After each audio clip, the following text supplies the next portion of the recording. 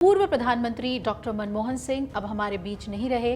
कल पंचतत्व में वो विलीन हो गए, लेकिन उसके बाद भी उनके नाम पर स्मारक बनाने को लेकर राजनीति अपने चरम पर है। आपको बता दें कि बीजेपी के अध्यक्ष जेपी नड्डा ने कांग्रेस और खासतौर पे राहुल गांधी पर करारा पलटवार किया है। उन्होंने कहा है कि केंद्र सरकार ने पूर्व प्रधानमंत्री मनमोहन सिंह के स्मारक के लिए जगह आवंटित करने का निर्णय लिया। उनके परिवार को इस बारे में जानकारी दी गई और इसके बाद भी बीजेपी नेता और केंद्रीय मंत्री ने कांग्रेस पर मनमोहन सिंह के अंतिम संस्कार को लेकर घटिया राजनीति करने का आरोप लगाया। उन्होंने सुपर प्राइम मिनिस्टर और अध्यादेश फाड़े जाने के वाकये का जिक्र करते हुए राहुल गांधी को खूब खरी खोटी सुनाई है। दरअसल कांग्रेस ने केंद्र सरकार पर देश के पहले सिख प्रधानमंत्री मनमोहन सिंह के अंतिम संस्कार के लिए उचित और सम्मानजनक स्थान नहीं देने का आरोप लगाया। कांग्रेस की मांग थी कि अंतिम संस्कार ऐसे स्थान पर किया जाना चाहिए था जहां बाद में उनका स्मारक भी बनाया जा सके। अब हम आपको सुनाएंगे कि आखिर क्या कुछ कहा है जेपी नड्डा ने, लेकिन उससे पहले ये जान लीजिए कि राहुल गांधी ने क्या कहा था। लोकसभा में नेता प्रतिपक्ष राहुल गांधी ने कहा कि बीजेपी और केंद्र की एनडीए सरकार ने मनमोहन सिंह का अंतिम संस्कार निगम बोध घाट पर करवाकर भारत माता के महान सपूत और सिख समुदाय के पहले प्रधानमंत्री का सरासर अपमान किया है। इस बीच जेपी नड्डा ने कांग्रेस के आरोप पर कड़ी प्रतिक्रिया दी और कहा कि ये बहुत दुर्भाग्यपूर्ण है कि कांग्रेस के पूर्व अध्यक्ष राहुल गांधी और मौजूदा अध्यक्ष मल्लिकार्जुन खड़गे पूर्व प्रधानमंत्री के दुखद निधन पर भी राजनीति करने से बाज नहीं आ रहे हैं। सुनिए। वास्तव में बहुत ही दुर्भाग्यपूर्ण है कि कांग्रेस के पूर्व अध्यक्ष राहुल गांधी और वर्तमान में अध्यक्ष मल्लिकार्जुन खड़गे जी देश के पूर्व प्रधानमंत्री सम्माननीय मनमोहन सिंह जी के दुखद देहावसान पर भी राजनीति करने से बाज नहीं आ रहे हैं।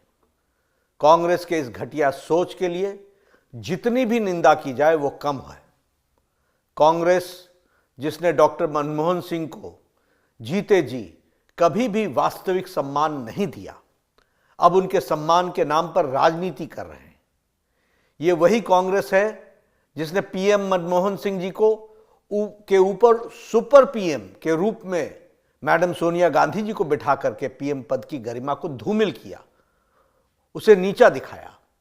यही नहीं, पीएम मनमोहन सिंह जी का अपमान जिस तरह से राहुल गांधी ने अध्यादेश ऑर्डिनेंस को फाड़ करके किया था, इसकी कोई दूसरी मिसाल नहीं दिखने को मिलती है।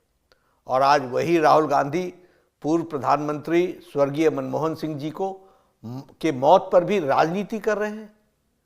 गांधी परिवार ने अपने परिवार को छोड़कर देश के किस बड़े नेता को सम्मान दिया है और न ही उनके साथ न्याय किया है, चाहे वो कांग्रेस पार्टी से हो या विपक्ष से हो, चाहे वो बाबा साहब अंबेडकर हों, देश के पहले राष्ट्रपति राजेंद्र बाबू हों, सरदार पटेल हों, लाल बहादुर शास्त्री जी हों या फिर पीवी नरसिम्हा राव जी हों, प्रणब दा हों, सीताराम केसरी जी हों, श्रद्धेय अटल बिहारी वाजपेयी जी हों, अन्य दूसरे किसी भी बड़े नेता को कांग्रेस और गांधी परिवार ने सदैव उनका अपमान किया है। कांग्रेस नेताओं और उनके समर्थकों ने तो श्रद्धेय अटल बिहारी वाजपेयी जी के देहावसान पर के बाद भी उनका अनवरत अपमान किया। इसके कई उदाहरण मौजूद हैं। अब जेपी नड्डा ये कहते हुए साफ नजर आ रहे हैं कि कांग्रेस की ऐसी ओछी सोच की जितनी भी निंदा की जाए कम है। उन्होंने कहा कि कांग्रेस ने मनमोहन सिंह को उनके जीवित रहते कभी भी वास्तविक सम्मान नहीं दिया, वो अब उनके सम्मान के नाम पर राजनीति कर रहे हैं। केंद्रीय मंत्री जेपी नड्डा ने कहा कि प्रधानमंत्री नरेंद्र मोदी के नेतृत्व वाली केंद्र सरकार ने मनमोहन सिंह के स्मारक के लिए जगह आवंटित की है और उनके परिवार को इसके बारे में सूचित भी किया गया है। इसके बावजूद कांग्रेस झूठ फैला रही है। राहुल गांधी, मल्लिकार्जुन खड़गे और कांग्रेस के अन्य नेताओं को इस तरह की घटिया राजनीति से बाज आना चाहिए। बीजेपी प्रमुख ने यह भी आरोप लगा दिया कि कांग्रेस ने सोनिया गांधी को मनमोहन सिंह के ऊपर सुपर प्राइम मिनिस्टर बनाकर प्रधानमंत्री के पद को कलंकित और अपमानित किया था। उन्होंने ये भी कहा कि इतना ही नहीं, जिस तरह से राहुल गांधी ने अध्यादेश फाड़कर मनमोहन सिंह का अपमान किया था, उसका कोई दूसरा उदाहरण नहीं है। उन्होंने आरोप लगाया कि गांधी परिवार ने अपने अलावा किसी को भी सम्मान नहीं दिया। गांधी परिवार ने मनमोहन सिंह या किसी भी नेता के साथ न्याय नहीं किया, और फिर चाहे वो कांग्रेस से हो या फिर किसी अन्य दल के हों। उन्होंने B.R. आम्बेडकर, भारत के पहले राष्ट्रपति राजेंद्र प्रसाद, सरदार वल्लभ भाई पटेल, पूर्व प्रधानमंत्रियों में लाल बहादुर शास्त्री, P.V. नरसिम्हा राव और अटल बिहारी वाजपेयी सहित पूर्व राष्ट्रपति प्रणब मुखर्जी और सीताराम केसरी का भी उदाहरण दिया।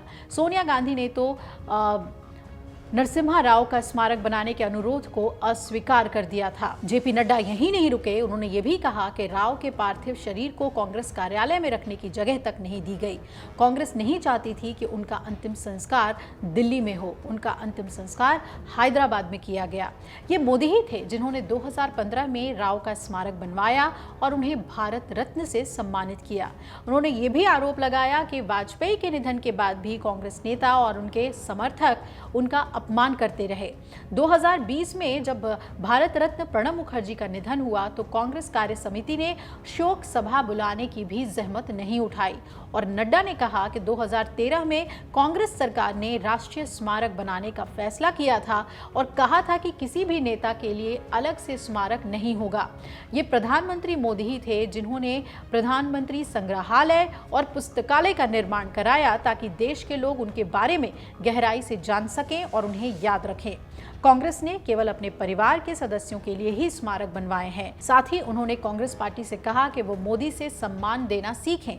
जेपी नड्डा ने यह भी कहा कि एक अनुमान के मुताबिक कांग्रेस सरकारों द्वारा देश में लगभग 600 सरकारी योजनाओं, शैक्षणिक संस्थानों, पुरस्कारों, सड़कों, राष्ट्रीय उद्यानों, संग्रहालयों, हवाई अड्डों, बंदरगाहों और भवनों के नाम नेहरू गांधी परिवार के सदस्यों के नाम पर ही रखे गए थे। अन्य हस्तियों के नाम पर योजनाओं की संख्या उंगलियों पर गिनी जा सकती है। हमारा देश सिद्धांतहीन कांग्रेस के पापों को ना तो भूलेगा और ना ही माफ करेगा। अब जिस तरीके से जेपी नड्डा ने करारा जवाब दिया है कांग्रेस को, इस पर कांग्रेस की तरफ से क्या प्रतिक्रिया आती है ये देखना बहुत ही महत्वपूर्ण है, क्योंकि तमाम मुद्दों पर जेपी नड्डा ने कांग्रेस को घेरा भी है और ये भी आरोप लगाया है कि पूर्व प्रधानमंत्री के निधन पर कांग्रेस राजनीति कर रही है। कांग्रेस इस पर क्या कुछ कहती है और खास तौर पे पूर्व प्रधानमंत्री के स्मारक के लिए स्थान आवंटन को लेकर कैसे अपनी आवाज और बुलंद करती है, ये भी देखना दिलचस्प होगा। अगर आप ये वीडियो YouTube पर देख रहे हैं तो हमारे चैनल को सब्सक्राइब कर बेल आइकन दबाएं, और Facebook पर देख रहे हैं तो हमारे पेज को लाइक करें। 8 मिलियन प्लस सब्सक्राइबर, आपके इस भरोसे के लिए बहुत धन्यवाद।